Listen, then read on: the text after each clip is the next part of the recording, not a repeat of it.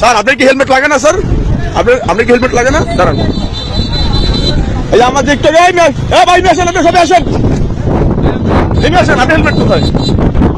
হ্যাঁ, অবস্থায় কি হেলমেট লাগে না স্যার?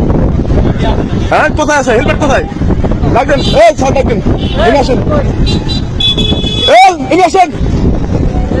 আপনার গাড়ি কাগজ হেলমেট সবাই করেন। আমি বসুন্ধরা ছাত্র আন্দোলনের একজন প্রতিনিধি, শরীয়তপুর জেলার নড়িয়া উপজেলার। আমি হলাম সিনিয়র যুগ্ম সদস্য সচিব। আপনি হেলমেট কোথায়?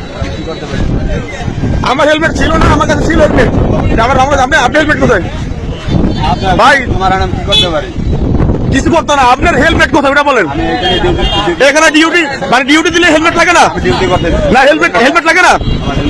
কোথায় হেলমেট? আমার হেলমেট আমার রুমে ছিল। আমার কথা আপনার শুনেন নেই? আরে আপনার সাথে আছে কিনা হেলমেট এটা বলেন আপনি। কিসের ডিউটি আপনার? আপনি হেলমেট কোথায়?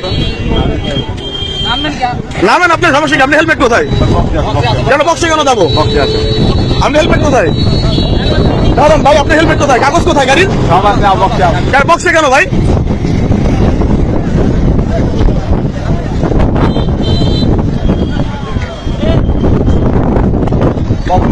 কেন বক্সে কেন? আমি তো আপনার বক্সে কেন ধরিনি। আপনি হেলমেট কোথায়? আমার এই জায়গায় ডিউটি চলতে, আমি ডিউটি যাবো। হ্যাঁ, যাবো তো, অবশ্যই যাবো, অবশ্যই যাবো। যাবো না?